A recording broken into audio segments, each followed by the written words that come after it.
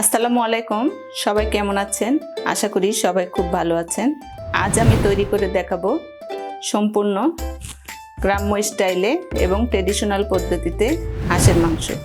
হাঁসের মাংস কম বেশি সবাই প্রায় সারা বছরই খাওয়া যায়, তবে শীতকালে হাঁসের মাংসর একটা আলাদা টেস্ট আছে। এখনও যারা হাঁসের মাংস এভাবে রান্না করেননি, আমার আজকের এই রেসিপিটি তাদের জন্য।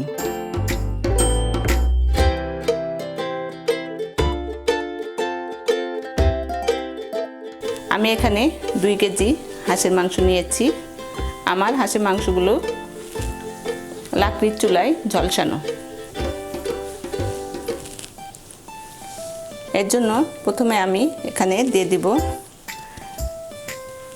2 টেবিল চামচ আদা বাটা এবং 2 টেবিল চামচ রসুন বাটা।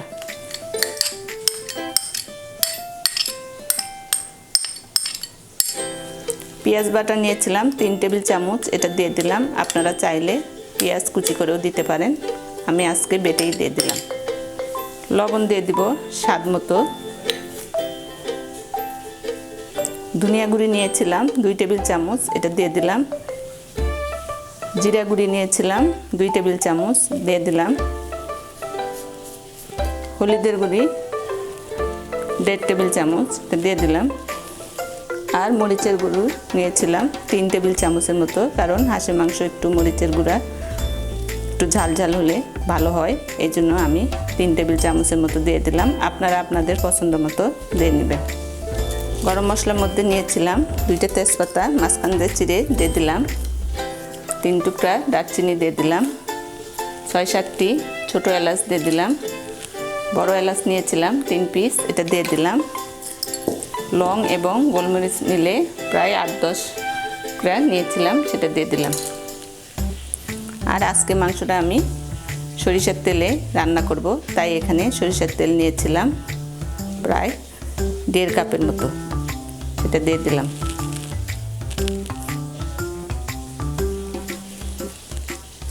এখন আমি সবগুলো উপকরণ হাত দিয়ে সুন্দর মতো মেখে নেব।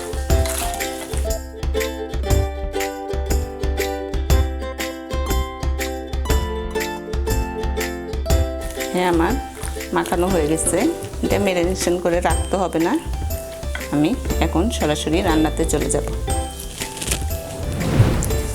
হ্যাঁ, আমি চুলার উপর মাংসের প্যানটা বসিয়ে দিয়েছি।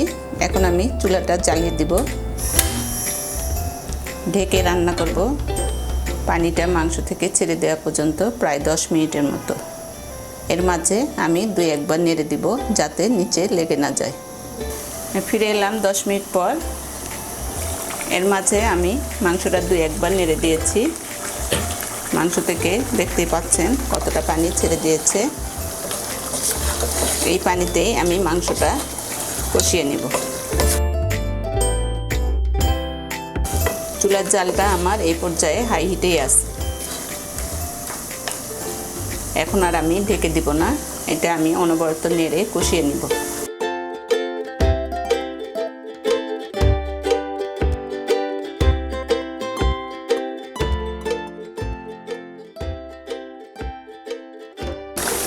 এই মাংসটা প্রায় আমার কষানো হয়ে গেছে, দেখতেই পাচ্ছেন তেলটা উপরে ভেসে উঠেছে। এই পর্যায়ে আমি এখানে আলু দিয়ে দেব। আজকে আমি শীতের নতুন আলু দিয়ে এই হাঁসের মাংসটা রান্না করব, এই জন্য এখানে আমি 1/2 কেজি আলু নিয়েছি, নতুন আলু এই সাইজের। আপনারা যদি বড় সাইজের নেন সেই ক্ষেত্রে মাঝখানে টুকরা করে নিতে পারেন। এখন এই আলু দিয়ে আমি আরও 5 মিনিটের মতো কষিয়ে নেব।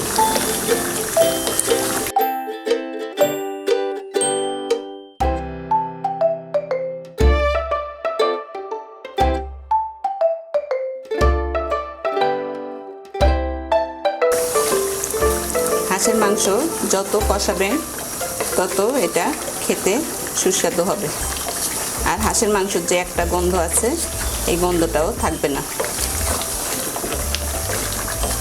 হ্যাঁ, আমার কষানো হয়ে গেছে। এখন আমি সিদ্ধর জন্য পানি দিয়ে দেব।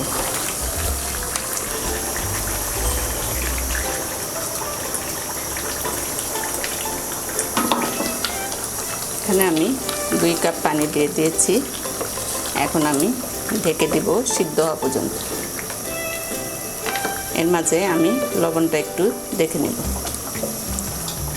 আমি আর একটু লবণ এখানে দিয়ে দিলাম।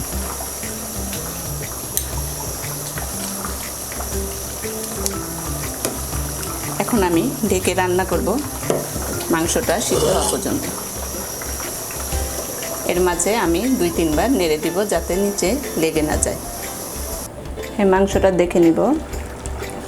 এই ফাঁকে আমি 3-4 বার মাংসটা নেড়ে দিয়েছিলাম, পানিটাও শুকিয়ে এসেছে। এই পর্যায়ে আমি গরম মশলার গুঁড়ি দিয়ে দিব এখানে।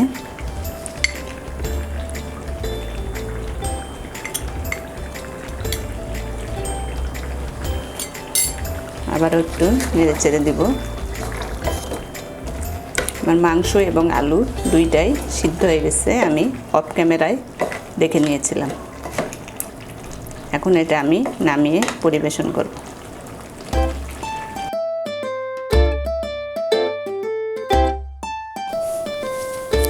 তৈরি হয়ে গেল আমার শীতের নতুন আলু দিয়ে হাঁসের মাংস ভুনা। এখনও যারা আলু দিয়ে হাঁসের মাংস রান্না করেননি, আমার আজকের এই রেসিপি তাদের জন্য। যদি আমার এই রান্নাটা ভালো লাগে অবশ্যই লাইক, কমেন্ট, শেয়ার করবেন। আর এখনও যারা আমার চ্যানেলটি সাবস্ক্রাইব করেননি দয়া করে সাবস্ক্রাইব করে আমার সঙ্গেই থাকবেন। দেখা হবে নেক্সট কোনো রেসিপিতে। সেই পর্যন্ত আপনারা সবাই ভালো থাকবেন। আল্লাহ হাফেজ।